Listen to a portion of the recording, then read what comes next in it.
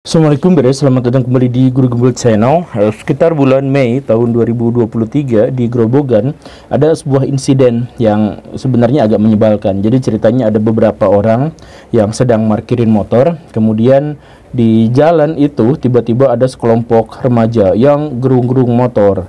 Gerung-gerung motor, weng weng weng weng gitu ya. Nah, ini memicu konflik, memicu emosi, dan akhirnya mulai saling serang satu sama lain. Tak berapa lama jumlah yang saling serang itu mencapai ratusan orang dari kedua belah pihak. Dan yang terjadi apa? Rumah warga pada pecah kacanya, mobil-mobil pada penyok, karena orang-orang yang melakukan kerusuhan itu melempar segala apa yang mereka bisa dan apa yang mereka temukan, dan mereka menggunakan apapun yang mereka miliki untuk melawan lawannya, kecuali mereka tidak menggunakan otak. Jadi saling serang, mereka tidak peduli ada anak-anak kecil yang histeris lari ketakutan, mereka tidak peduli pada orang tua jompo yang susah untuk melarikan diri dan sebagainya. Dan tebak siapakah kelompok dari para perusuh itu? Adalah dari perguruan silat yang berbeda, yang berlawanan, sehingga satu sama lain melakukan kerusuhan. Ini adalah satu di antara sekian banyak kasus di mana orang-orang yang katanya ahli silat dari perguruan-perguruan silat itu justru malah melakukan kerusuhan. Kerusuhannya melibatkan dan membahayakan warga. Jadi bukan berantem di sasana satu lawan satu dengan berbagai teknik yang sangat luar biasa, tidak seperti itu. Tapi mereka lempar-lempar, lari, lempar-lempar, lari, dan sebagainya. Benar-benar sebuah kerusuhan. Dan itu bukan hanya yang pertama atau yang terakhir. Kalau misalkan Baraya sekarang ngetik di Google perguruan silat, kata kuncinya seperti itu, maka laman pertama Google itu akan dipenuhi oleh cerita-cerita dan berita-berita tentang kerusuhan-kerusuhan yang terjadi antar para pesilat itu. Luar biasa kan? Bahkan tahun ini dibuka dengan kerusuhan antar perguruan silat. Saya coba cari itu datanya di mana, dan saya tidak menemukan karena banyak yang ditutup. Tetapi Polda Jawa Timur itu sempat mengeluarkan sebuah bocoran bahwa dari tahun 2020 sampai 2022 itu ada 491 kasus kekerasan, pengeroyokan, perang, dan sebagainya yang melibatkan perguruan-perguruan silat di Indonesia. Jadi mereka ternyata suka sekali perang gitu. Jadi 250 kali perang dalam satu tahun. Kalau dirata-ratakan gitu kan luar biasa gitu. Nah, garis bawahi di Jawa Timur saja gitu. Kalau misalkan lihat Indonesia, udah bahkan ada satu berita yang sangat seru, bukan hanya ada di Indonesia kerusuhan antar para pesilat ini, tetapi juga sampai ke luar negeri. Di Taiwan itu kemarin itu ada kejadian sekitar bulan September gitu, di mana ada dua kubu perguruan silat yang berantem di sana, melakukan kerusuhan, dan ada satu orang yang sampai meninggal dunia di sana, kena tikam. Ada beberapa yang kritis juga karena tikam-tikaman itu. Cuman ini ironisnya adalah di luar negeri. Maksudnya Taiwan itu adalah salah satu negara paling damai di dunia, salah satu negara paling tidak terjadi kekerasan di dunia. Nah, sekalinya terjadi kekerasan, ternyata itu pelakunya adalah orang-orang Indonesia yang entah bagaimana perguruan silat itu bertemu di sana dan berantem di sana gitu. Ya, tentu saja ini menjadi headline di Taiwan, betapa terkejutnya dan betapa membanggakannya dan betapa kagumnya orang-orang Taiwan melihat ini. Karena apa? Karena mereka melihat nyali orang Indonesia ternyata luar biasa besar. Bahkan mereka sedia untuk menyelenggarakan sebuah konflik besar, kerusuhan besar di negara orang gitu. Dan kejutan berikutnya adalah apa? Kejutan berikutnya adalah bahwa lagi-lagi itu bukan yang terakhir, itu bukan yang pertama, karena di tahun itu saja, tahun 2023 kemarin, ada 9 kerusuhan di Taiwan yang terjadi sebenarnya adalah antar perguruan-perguruan silat di Indonesia, dari Indonesia. Luar biasa kan?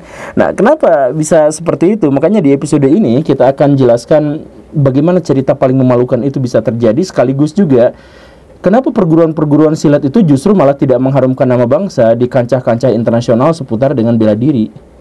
Simak videonya sampai tuntas, yuk kita mulai.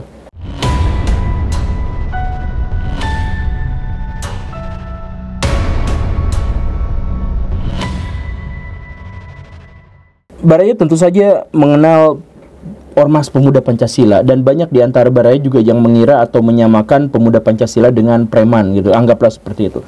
Jumlah anggota pemuda Pancasila di Indonesia itu 10 juta orang sekarang tahun ini. Jadi jangan macam-macam. 10 juta orang itu berarti bahkan jauh lebih banyak daripada penduduk Norwegia, katakan seperti itu ya.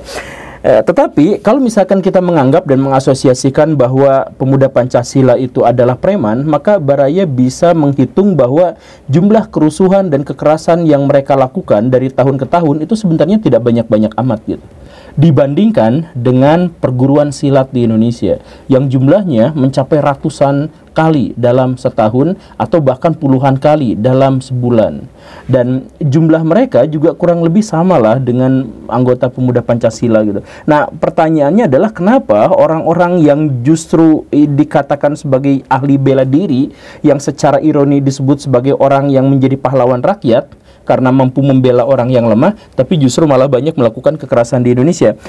Kita mulai dari jawaban-jawaban yang lebih spesifik, bahwa diantaranya adalah bahwa perguruan-perguruan itu merekrut orang yang salah. Jadi karena mereka satu sama lain bersaing, antar perguruan satu dengan perguruan yang lain itu berusaha untuk berkompetisi, sehingga mereka menunjukkan superioritas mereka dan mencoba untuk mengintimidasi lawan mereka dengan jumlah yang banyak. Karena itu, mereka merekrut orang asal-asalan. Banyak di antara mereka yang masih remaja, masih SMP, masih SMA, kemudian direkrut. Dan perekrutannya itu mirip multi-level marketing. Jadi, setiap satu perguruan atau satu atau beberapa perguruan silat itu, ketika mereka pengen jumlahnya banyak, maka mereka mensyaratkan kepada anggota-anggotanya, ayo bawa teman-teman kamu untuk gabung ke dalam persaudaraan kita terhadap perguruan kita. Kalau misalkan kalian gagal untuk merekrut orang, maka kalian tidak akan dapat sertifikat, kalian tidak akan dapat ijazah, kalian tidak akan naik pangkat apa segala rupa yang kayak gitu. Jadi ada semacam multi level marketing di sana. Nah, karena mereka itu merekrut orang dengan cara yang salah, dengan pola yang salah, dan mengutamakan jumlah yang sangat besar. Pertama, orang-orang yang direkrut itu adalah orang-orang yang sebenarnya tidak memiliki keinginan untuk bersilat. Mereka hanya memiliki keinginan untuk sombong-sombongan karena ada dalam sebuah komunitas yang besar yang bisa memberikan kepada mereka keuntungan untuk mengintimidasi lawan, begitu kan? Dan karena itu, maka yang membutuhkan karisma mengintimidasi lawan itu yaitu para preman, anak-anak nakal, pengangguran. Mereka masuk semuanya ke perguruan-perguruan silat. Dan karena itulah makanya akhirnya di dalam perguruan-perguruan silat itu rasa ingin melawan apa segala rupa itu menjadi sangat besar dan tidak terkontrol sampai sekarang karena jumlahnya yang terlalu besar, karena ada multi level marketing itu. Itu masalah pertama kenapa banyak sekali perguruan-perguruan silat di Indonesia yang bukan membanggakan tapi malah bikin kerusuhan gitu. Kemudian yang kedua itu kenapa banyak sekali perguruan-perguruan silat di Indonesia yang bikin rusuh, karena mereka jumlahnya banyak.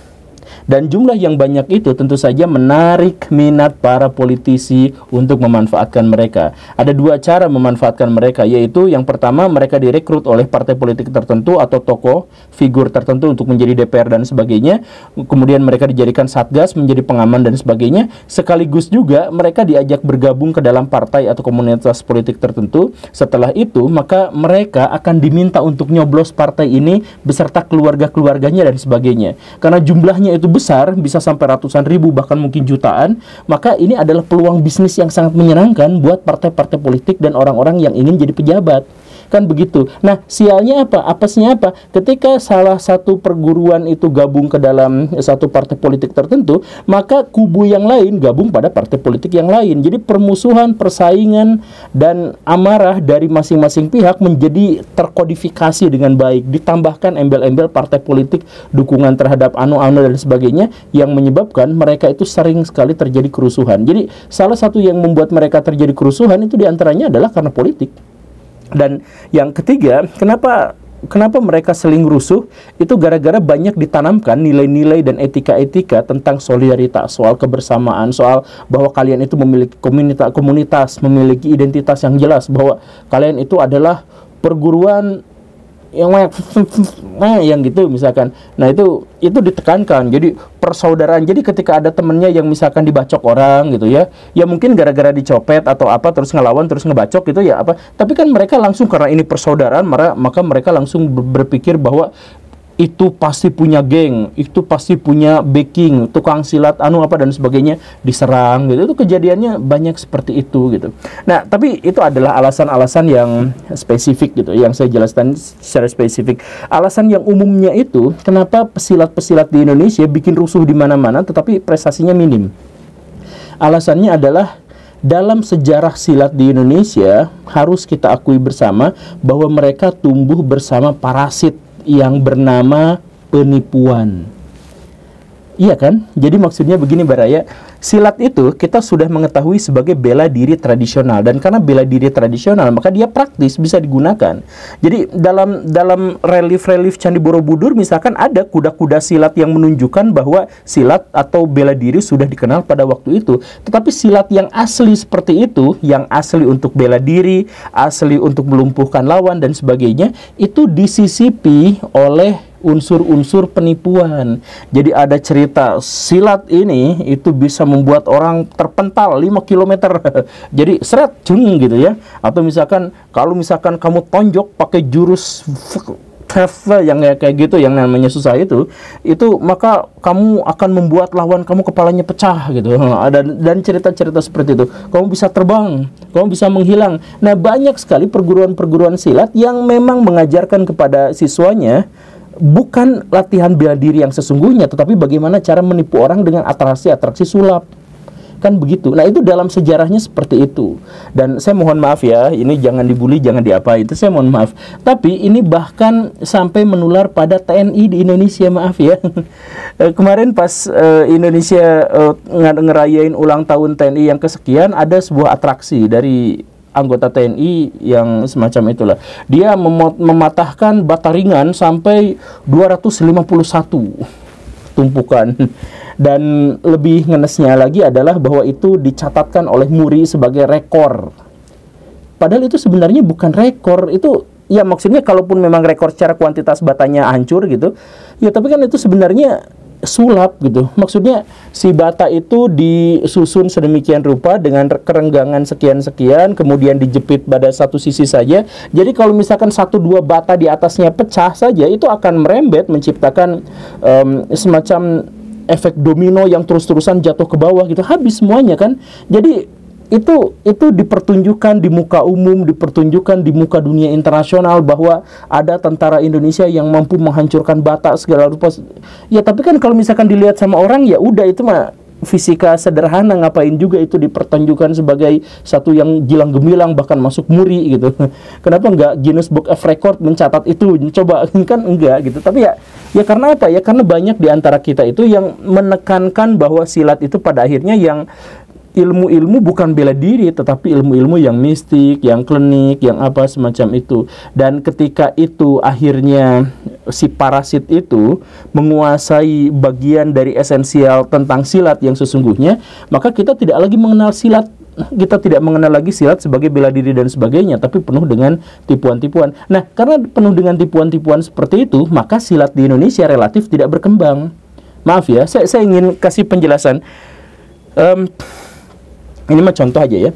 Baraya tahu kan salah satu bela diri yang paling terkenal di dunia itu adalah karate. Tetapi tahukah Baraya bahwa karate sebelum tahun 1900-an itu nggak punya footwork. Dia statis kakinya, pakai kuda-kuda, terus statis gitu. Nah, dan mereka punya bantingan, mereka punya kuncian dan sebagainya gitu.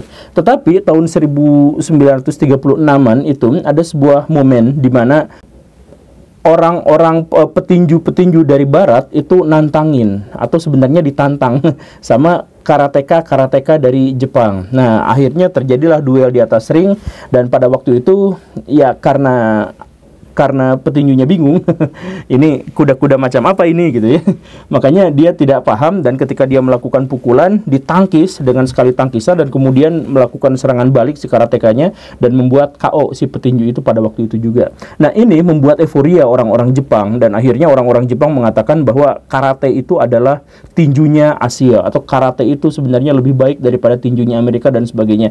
Tapi sebenarnya para praktisi karateka pada waktu itu juga sadar bahwa ada kelemahan yang terekspos ketika karate bertempur dengan orang tinju. Orang tinju itu geraknya sangat dinamis. Dia bisa kanan kiri apa segala rupa, kakinya bisa putar balik segala rupa. Sedangkan karate karena fokusnya itu adalah bela diri yang sesungguhnya, dan mereka berpikir harus fokus pada satu serangan untuk melumpuhkan lawan dan setelah itu selesai gitu.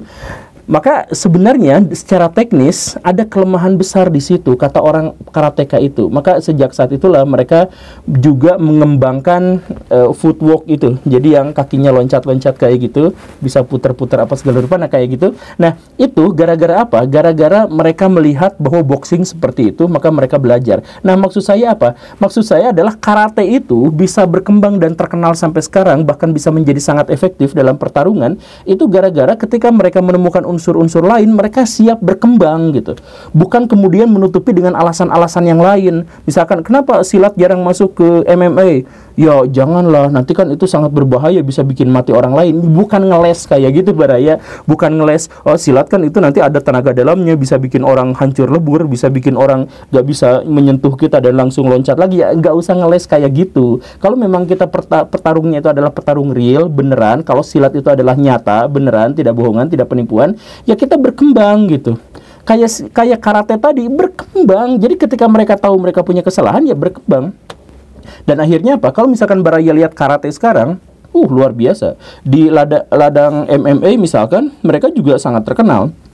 Siapa yang tidak kenal dengan Lyoto Machida misalkan, dengan style karate yang sangat luar biasa. Atau misalkan Stephen Thompson yang walaupun kemarin kalah ya sama Rakhmonov, tapi kan dia jago dan dia memang dominan dalam style karatenya gitu. Dia kalah ya karena diantaranya adalah faktor usia gitu. Tapi kan dia berkali-kali menghancurkan orang yang berlatar tinju gitu dengan karatenya. Atau misalkan kita juga mengetahui Conor McGregor gitu. Dia stylenya tinju, tetapi kan footworknya karate banget gitu. Walaupun dia latarnya bukan karate, tetapi kan footworknya itu karate banget. Dia bisa southpaw ortodoks langsung bolak-balik cepat ya gara-gara stand-nya karate gitu, bukan stand tinju gitu. Nah, artinya apa? Si karate itu sekarang bisa relevan, si karate itu bisa dipakai sama orang-orang zaman sekarang dalam pertarungan asli. Ya karena mereka berkembang gitu. Sedangkan kita tidak berkembang karena apa? Ya karena kalau misalkan ada kesalahan, ada kecatatan, bukannya berkembang, bukannya mengevaluasi, malah ngeles dengan ini mah aslinya kita mah bisa ngebunuh lawan, aslinya kita bisa apa gitu. Ya karena apa? Karena penuh dengan penipuan. Jadi ada banyak penipuan-penipuan yang menjadi parasit dari bela diri kita itu, yang akhirnya menghancurkan sendiri bela diri itu gitu.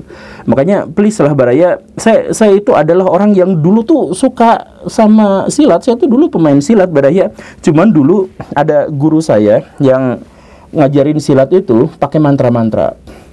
Mau gini mantra, mau gitu mantra. Mantranya itu dari cuplikan-cuplikan di Al-Quran gitu dan hadis gitu, cuplikan-cuplikannya aja. Tapi belakangan beliau itu mengatakan bahwa sebenarnya mantra-mantra itu nggak ngaruh dalam pertarungan, itu bohongan saja. Jadi itu sebenarnya apa? Jadi sebenarnya adalah saya sebagai guru ingin kalian semua yang belajar silat saya itu tetap zikir, tetap ingat Tuhan, dan akhirnya apa? Membuat hidup kalian dalam pertarungan itu tidak dibawa hawa nafsu. Kalian harus mengendalikan diri, kalian harus sabar, kalian dibully apa segala rupa, jangan sampai melukai orang lain dan sebagainya. Makanya kalian dibekali dengan mantra-mantra dari Al-Quran itu agar kalian tetap sabar, tetap teguh, tetap berani, tetapi di sisi lain tetap rendah hati dan sebagainya.